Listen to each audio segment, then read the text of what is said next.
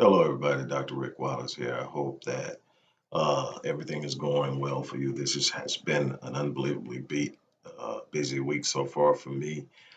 There's so much going on so many different levels. Last night was a very powerful as well as emotional night. I was invited to by a longtime friend, Dr. Bridget uh, Turner Jenkins, who I went to high school with, and we've remained friends. And she invited me on her radio show, Bounce Back with Dr. B, and she had another guest on. I took Marion with me, so Marion was able to participate and share her unique perspective, and so it was powerful. The first half was just Mary and I and Dr. Bridget, and then the second half of the show, she had the show was on sex trafficking, and we talked about it in so many different ways. We undressed the numbers, we gave it a face, we um, broke down some things that people probably didn't understand about it and gave it some clarity. We did a lot, but then the second half of the show, a sex trafficking survivor showed up, and we talked about some things. It got real deep, real fast, and it's great. I've posted that video of the entire show on this channel. It's floating around now on a lot of different channels, but definitely check that out. It was powerful. It inspired Marion and I, as busy as we are in the community with our work and all the other things that we do. Um, over the course of our days and weeks, we left there with a specific challenge in mind, and we were in the same place. And the fact came up that there are over 30,000 homeless kids just in HISD in Houston, and somewhere close to 90,000 total or more in the greater Houston area that are homeless, students that are attending school but homeless.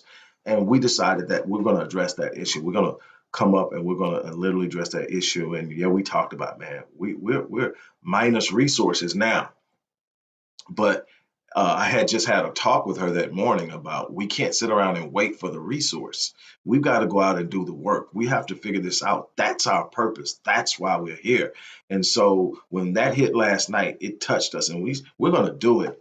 And so we're going into 2020 with this mindset of literally reaching out, because see, those kids who are homeless and in the school system, there are records, and there are people who have the records. Like I have them now.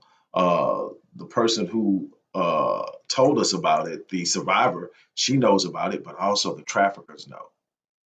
And so these kids are going to be targeted because they're easy targets. They're vulnerable. And so we've got to remove some of that vulnerability. We've got to provide a wall of protection. We got to deal with their issues. Can you imagine being homeless and still trying to go to school and be the best you can possibly be? That's some things that we talk about. You need to really check that out. Uh, as you're aware, as I just spoke, we really are in need of support. I don't want to spend a whole lot of time on that, but I want to drop on your heart with great gravity the importance of having support. We talk about doing a lot of things. And that's something that Marion was really frustrated with, and that's what led to our conversation yesterday morning. Was that everybody talks but nobody does, and she was like, I don't even want to go to the radio show because I don't want to just talk about it. And I said, we're not just talking about it, but we've got to be there. We got to give a voice to these children and these women, and we've got to give a face to these children and women, and we've got to be advocates.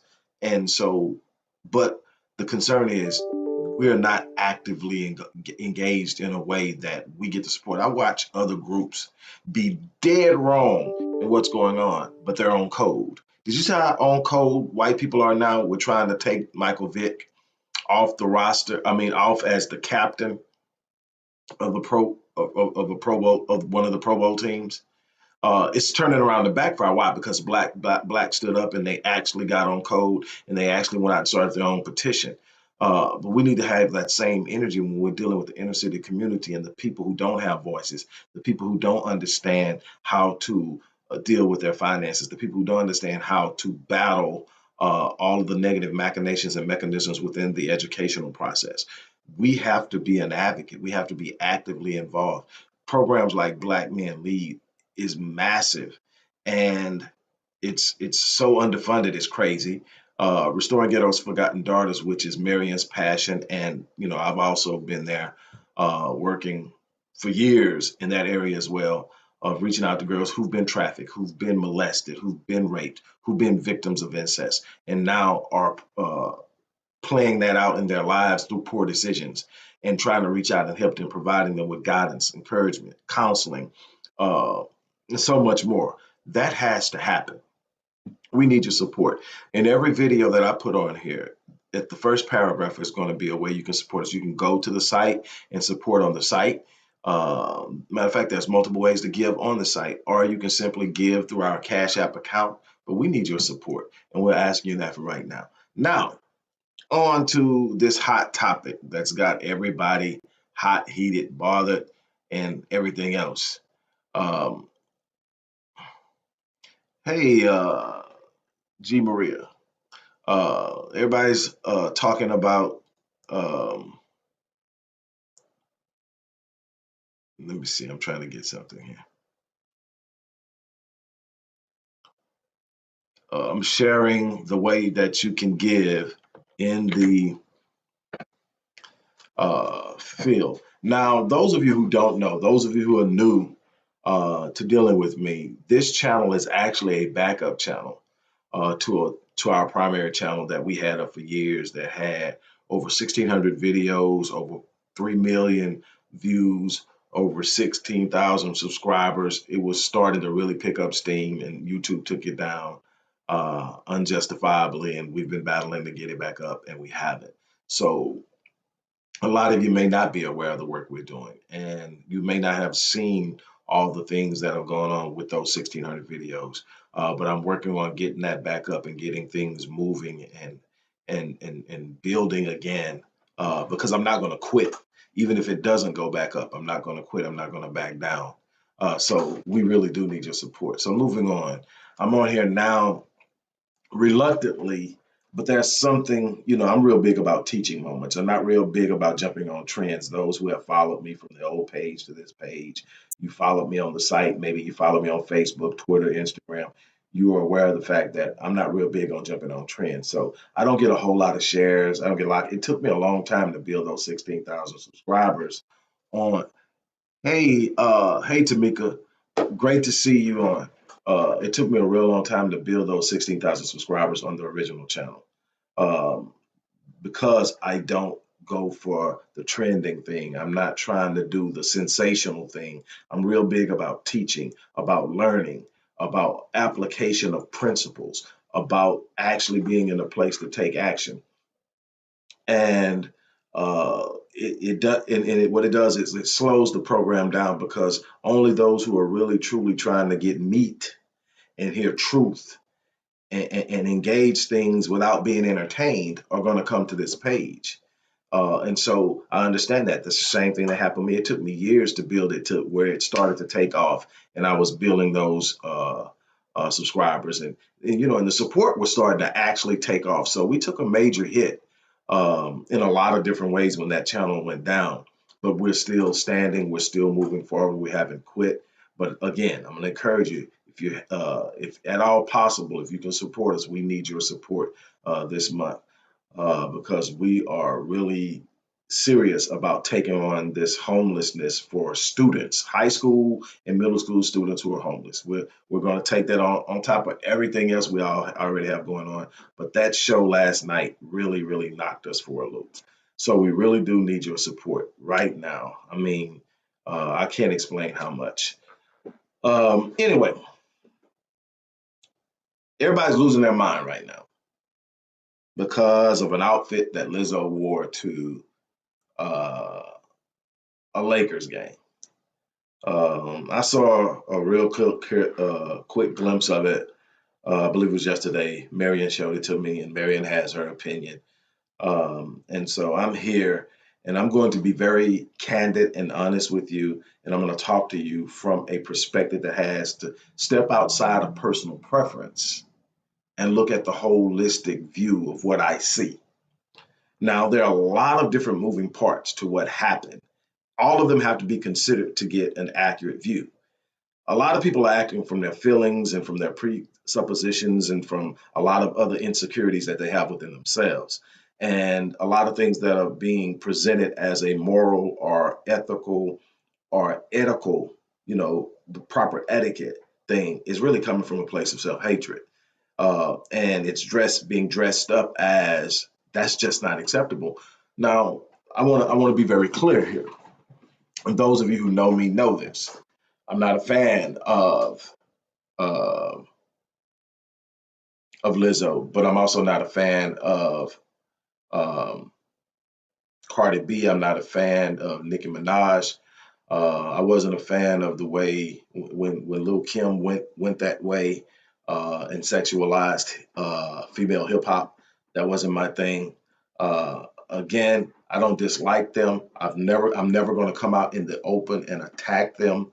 I believe that happens far too much for our black women. Now, but let me be clear. I have no problem with a balanced assessment. In other words, that's not my preference. You get what I'm saying? That's not what I go for. That doesn't turn me on. It doesn't make me want to listen to the music more. And so you can get what I'm saying. My favorite singer, if you look, I've shared so much of her stuff, especially when she was 11 years old. That rendition of Home when she was doing the Wiz in her elementary play. But Jasmine Sullivan is like my favorite vocalist right now. I absolutely love her. Kelly Price is another vocalist that is just unbelievable, but didn't get the play because of her weight and didn't get it because you couldn't find a way to sexualize her. I'm not into image when it comes to talent. I don't care how you look. If you can sing, I want to hear it. Luther's like number two on my all-time list behind Donny Hathaway. Neither one of them two would ever be viewed as a sex symbol. You're never going to compare them to Genuine and Tank and all those guys. And I'm not taking anything away from them, but that's the thing. I'm talking about Marvin Gaye. I'm talking about them. The people in my top five: Donny Hathaway, Luther Vandross, Marvin Gaye, Joe, and Dave Hollister. You see what I'm saying? So not just male and female, but I'm like that. I'm like about singing. Like now, Kiki Wyatt, oh my God, Whitney Houston. I mean, people who just simply had a gift and had. That's where I'm at. So when I say that Lizzo is not, I'm not a fan of Lizzo, has nothing to do with her appearance. Be you, sister, love you, and black people stop body shaming. That's my thing. Now, one thing that I have to say is we do have to take into consideration where it took place and the context and the frame that it took place.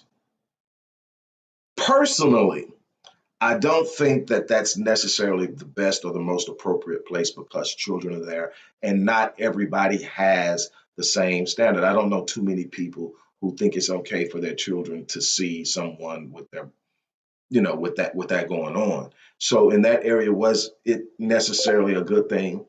No. My problem isn't in the fact that people don't approve of it. Where I have a problem is in the attacking. Because see, I've seen Beyonce scantily clad, maybe not with her ass out at a Lakers game, but she's had it out. I've seen Nicki Minaj with it out everywhere. I've seen Cardi B showing it a lot. I've seen Lil Kim showing it a lot. I've seen that be a trend and being the way that record labels marketed female artists. And in my opinion, devalued female artists. And most of y'all thought was okay. My thing is, if it's okay for Beyonce, then it's okay for Lizzo. Me personally, that's not my thing. I'm not big fans of any of those people I named. I think that a couple of them are exceptional. I think Lil Kim could really spit. I'm not a big fan from a hip hop rap perspective of Nicki or Cardi B. I have some personal things that I know about them that I learned about them that I actually think is pretty cool. I'm all about your grind and your hustle, do what you got to do. But when I'm talking about music, I don't care how you look. I want to hear something good in my ear. I want to hear somebody, I want to hear lyrics that lets me know somebody went deep down inside when they thought of it and they wrote it. It's not just something to throw behind a beat and fool people into listening to it because the beat is so dope. See, I've got this thing and I'm looking at it from a lot of different perspectives. When it comes to music, I want to hear music. I like to go back when the bands were really live, but I want to definitely always be in a place where thought was given to the lyrics. The lyrics when I'm listening to hip hop lyrics, for example, I want to hear something that makes me say, damn. I want to hear something that says this brother or this sister knows how to tell a story, i.e., Tupac. I want to hear something that is so lyrically dope that you go, wow, like an immortal technique, a big pun. I mean, uh, most death, uh, Rakim.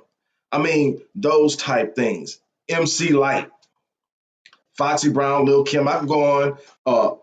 Lauren Hill, those type things. Just dope. So when it comes to a musical, I don't need the image. I want the substance. Now, when it comes to confidence, because that's the argument is substance. The argument is um, confidence. They just mad because she's confident. Let me explain something to you.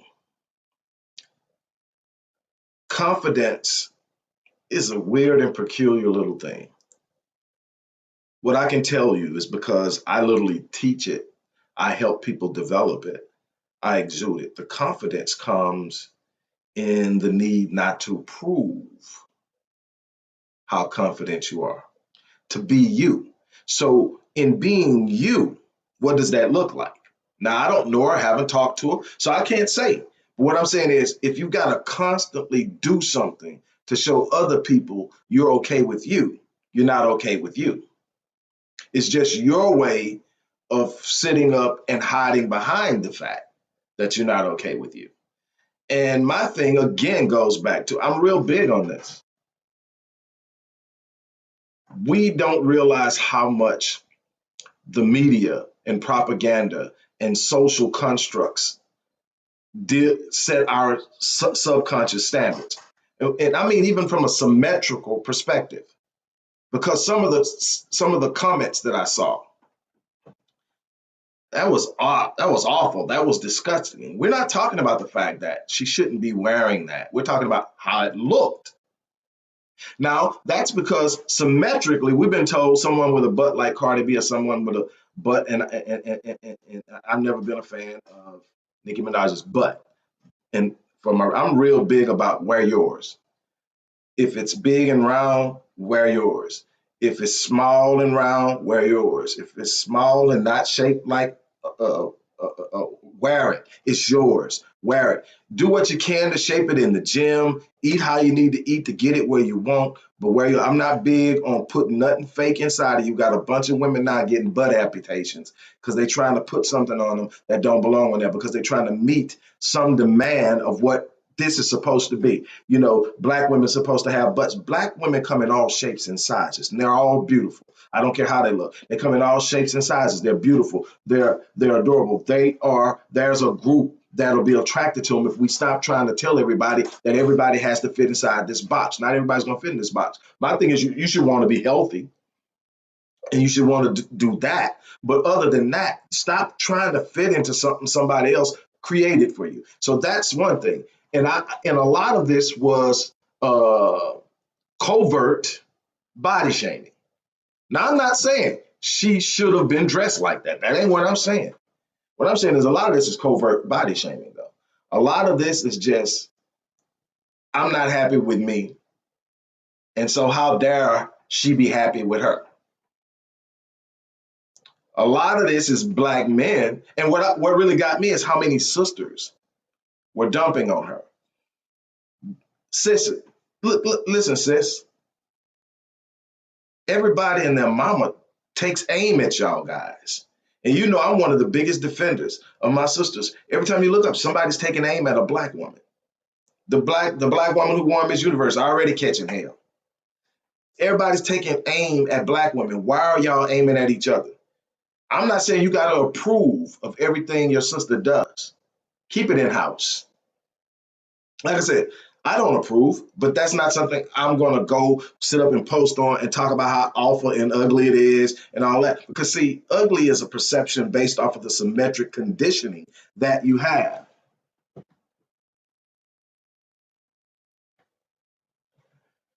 And I'm not arguing with that. That she's lost herself in trying to meet some standard or some image that show business is giving her. That's not my thing. I'm not saying what she did is right. Listen to what I'm saying and listen carefully. I'm saying that the way we handled it wasn't about our etiquette, our ethics, or our morality. While we hid behind it, this was more about how we felt about her. And the thing is, my whole thing is I haven't seen the same vitriol towards Nicki Minaj, Cardi B, definitely not Beyonce, who has been very Ciara at certain points in times. Some people who got out there and were scantily clad. Now again, doing it on stage at your show is way different than wearing it to a game that's supposed to be a family event. And I understand that, and I don't condone that. My thing is, would you have been that disgusted if it had been one of the four aforementioned people? Would you have gone at them with that type, whatever? My whole thing is we got to be careful about things. My thing is, again, my personal preference isn't that. So I'm not a fan, but I'm also not going to drag her. I understand that comes from something. She's hiding it behind artificial confidence, but it comes from something. I understand that. I'm not going to add to it. I'm not going to push her into a corner. And that's exactly what happened. She's going to do worse next time because she's at that place where she's fighting, trying to find herself. And the thing is, it had something to do with it. While people will say it didn't, size had something to do with it. Because if it didn't, again, we would be saying the same thing about all the other people. Uh, Now, my disdain for a certain type of behavior is that I think that we should have a place that we see, okay, this isn't, even with me, I don't conform. Now, obviously, I ain't walking around showing my ass. I'm not Prince. I don't walk around showing, I don't walk around, I'm not a suit and tie person. I show up in the boardroom meeting with what I have on right now. I show up to have business meetings with what I have on right now. Uh, but I also understand that there are times I'm going to show up, and it's just certain places that I have to dress a little differently. For instance, when my daughter, who's actually graduating college on Friday, when she had her debutante ball in high school her senior year, I had to wear a tuck. I didn't bounce up in there, this how I roll. I don't sit up and do that stuff. I ain't trying to look good for nobody. That was not the time for me to be me. That was the time for me to acknowledge what was going on around me. And and the thing is, there's a time for it. So the a basketball game wasn't the time for it. But let's just be real. Y'all been going after Chick long before she did this at the basketball game. Are we going to be honest about it? Or are we going to sit up and try to make this all about this one time at the basketball game? No, y'all been going after Chick for a minute. Because when I'm sitting up and I'm doing my research on how I'm going to talk about this, why would larger women be embarrassed? Now we're getting some. Why would larger women be embarrassed? Why is it that larger women have to have a different standard than smaller women? Why is it embarrassing for larger women and not embarrassing for, let's see, who we consider to be shapely or reasonably sized, normal size or whatever you want to call it? Why is it only embarrassing for larger women? It should be embarrassed for anybody that does it. And it shouldn't just be, well, she's representing large women. She's representing women. She's representing Black women. And it should be something that we all look at and we should be handling a certain way. Again, I don't approve of it, but I'm not happy with the way I see it. And I'm looking at it like, okay, again, I read the comments. A lot of them were unnecessary. A lot of them were beyond harsh. A lot of them showed what was inside of the person who made it. And the bottom line is we can sit up and we can hide behind a bunch of things that we sit up and we want to say it is. As I said before, not the place for it. To me, ain't too many places for it outside of a stage. And I ain't happy to see it then. That's my preference. But I'm not going to go out and attack. Like I said, I never liked it when Lil Kim did it. I didn't like it when Foxy Brown did it. Now, they got a little bit more of a pass with me because they had lyrics. The lyrics you get now, I'm like, oh my God, a kindergarten could write it. It's about hiding behind the beat. Again, that's my preference. But when it comes to handling my people, I'm not going to go after them. If I'm still seeing them as a sister and brother, I'm not going after them in public. There are a lot of things I see a bunch of people do. I'm not going, damn, really? But that's my preference.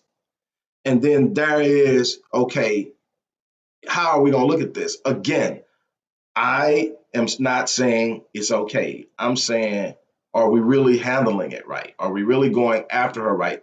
Is our motive really true? And if you mention her size in your response, it points to the problem because her size shouldn't matter. Period.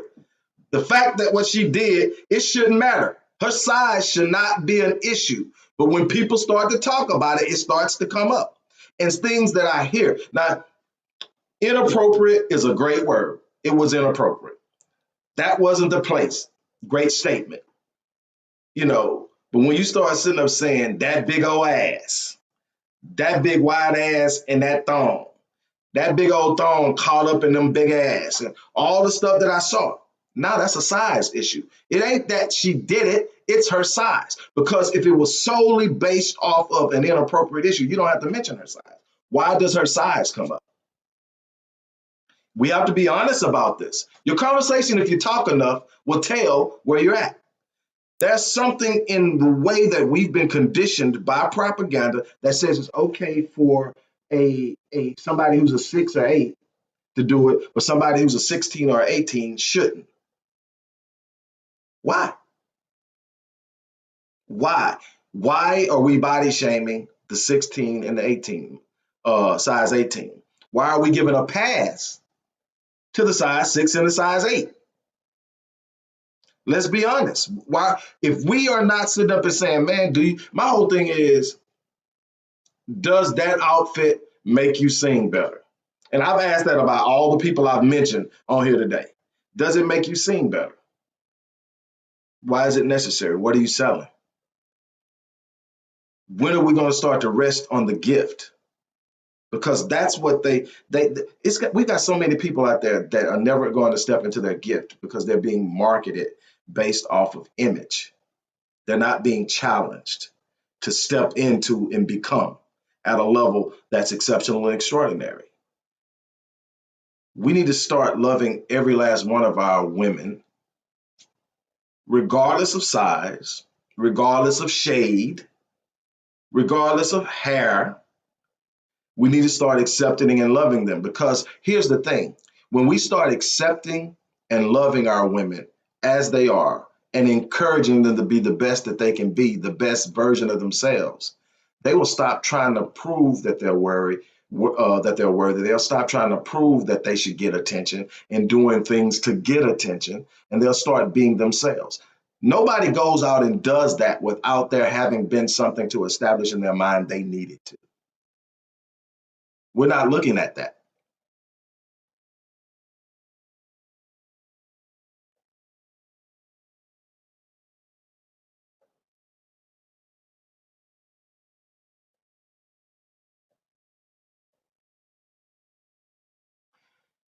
Why are we visiting the same subject? Why can't we get past that?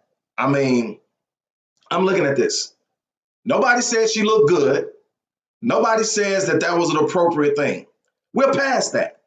Do we have something else to add outside of the fact she looked ridiculous? Did she look ridiculous because she's walking around with her ass out, or did she look ridiculous because she's walking around with her ass out and she's big? That's what I'm talking about. My thing is, I did not. My thing is, now you're trying to speak for who she represents. You don't know because you don't know what's going through the minds of every big woman, every plus size woman. We don't know because there have been plus size women that came out and said they absolutely love her confidence. I personally don't think it's confidence. I think it's hiding behind some real radical type image that gives the impression of being confident. My point isn't saying she's right. That's not where I've been at in the whole thing. I've already set up and said I'm not a fan of that type of behavior at any point, even when it's on the stage, because I don't think it's necessary. I think our women are beautiful and gifted, and I just want to hear something good. I don't care what it looks like. I want you to be okay and feel good about how you're dressed and feel. But why do you have to be so scantily clad, whether you're a size 3 or a size 30? Why do you got to be so scantily clad for me to listen to your music? For me to show up to your show? Am I coming to your show to see the music, or am I coming to the show to see you? And that's done with men too, in a different way. We're selling six packs, chests, arms. I want to hear the vocals. I want to hear the vocals. My thing is, when you're truly confident, you don't spend so much time trying to prove you are. But at the same time, there are some statements, and I'm just looking at them. Are we saying she looked horrible because her ass was out, or because her ass was out and she was big? My problem is with that. My problem is because of the way that that can be taken, we've got to be careful with it. My thing is, we have a thing of going out and jumping on people without looking at where they're at. And in the line of work that I operate in, I don't have that luxury. I don't have the luxury of sitting up judging someone's behavior without asking the question of how they got there. And, my thing is, again, there's a way to speak up without degrading someone. So you don't have to tear somebody down in order to correct them. My whole thing is it runs deep. Nobody wants to admit it, but it runs deep. How happy are my thing is I never have to tear somebody down to feel good. I feel good. Matter of fact, the more people I lift up, the better I feel. And I can look at a bunch of people and see a lot of things wrong. But then when I look in the mirror, I see I got a lot of things to work on. So what happens is I work on the things inside of me and I lift people up based off of the things I like about them. Doesn't mean that if they ask me or I don't see an opportunity, like, hey, bro, I see this here, man. I really love how you do this and do this and do this here. But that thing you did like this, was that really necessary? Is that really going to work for you in the long run? Have you given some thought to how this is going to look? But and my thing is, if I would have talked to the sister, I'm saying, hey, look, you're a grown woman, you do your thing, you're a beautiful black woman, you do your thing. But let me ask you a question. Is this really what you want your kids to see 10 years from now? And I didn't have to tell her how ugly it looked. I didn't have to tell her how nasty it looked. I didn't tell her how raunchy and ridiculous it looked. Just serious. Is this what you want your children to see 10 years from now? I did that without attacking. That's my point. My point is there's a way to actually, when you are authentically and genuinely trying to set something straight, there's a way to do it. We go on the attack, especially when it's us. That's my thing. We're going to attack. My thing is a lot of the statements, not all, and I'm not overgeneralizing here. Not all of the statements were bad statements that corrected her. Not all the statements were hostile and derogatory that corrected her. A lot of the statements were dead on. It was not the place for it. It was inappropriate, and I can't see any way whatsoever that it should have taken place. But she doesn't have the right people in her camp. She's got people in her camp promoting that and okaying that and putting it out. And that's that old mindset, that PR mindset. Any exposure is good exposure because everybody's talking about it now. So she's trending. So when searches take place for good or bad, she's trending. So there are going to be some good things that pop up when people pull up her name. They're going to type her name in, and this won't come up about that. Something else will come up about a new release and all this stuff like that. And that's okay. My thing is, we are talented enough that we don't have to play that game. We can have our respect. We can have, honor in the way we carry ourselves. But we got to also be careful how we correct people, because I don't think any of us, no matter how we think we are, and we're without fault. I don't think any of us would want to be corrected and called out in a way that tears us down in public. That I don't believe that. Again, we can sit up and say, "Oh, but this is a different situation. This is horrible. This is worse." There are a bunch of things that we do that have negative consequences. This, and again, visually speaking, that's not something I want to see at a basketball. That's not something I want to see at a concert. I've said that over and over again. That's not my thing. So I'm not a fan. And I'm not a fan because you leading with your physical wares instead of the thing I'm supposed to be doing most is listening to your voice, listening to your lyrics. I don't need the image. So I grew up in a world where listening to radio, you didn't even know how the person looked 90% of the time. That was before videos came out. So I grew up a long time ago. So before we had the video craze in the early 80s, I grew up, I didn't know how Carl Carlton looked. I just know he sung Bad Mama Jamma. I mean, now a couple of them you knew because you got to go to a few concerts. I knew how some of the people in Cameo looked because that was the first concert I went to at age 12. I knew how some of the people in Earth, Wind, and Fire looked. I saw them in magazines like Jet and Essence. I knew it, but a lot of them people, I didn't know how they looked. I just heard their music. Atlantic Star, Midnight Star. Never saw them, don't know how they look, but I love their music. That's what I'm talking about. Now you got the thing where you're selling the image because everything is visual. And so now you got people trying to top other people. You got people trying to prove they can fit into a genre and do what somebody else is doing. And we're losing the gift. So I'm not here fighting for her right to do that because I don't think that it should have been done. I'm more concerned about the vitriol and the hatred at which she was corrected, because that was the way. I just gave you an example of how she could have been corrected without all that. A simple, hey, chick, that's not the place for that. Hey, chick, you really would want your children to see you like that? Would you walk around in front of your children like that? Now, if she says yes, then we got another problem. But to talk about how ugly it was and how nasty she looks and all that stuff like that, now you start to put in the visual based off of an image, because nobody talks about how nasty those other chicks that I named look. Now they might sit up and say that they didn't need to be dressed like that at this or this, but they're not talking about how nasty it looks. So again, we're sitting up and talking about an image issue based on a standard set by people who would love to pit us together. That's just the real. So, again, my whole thing is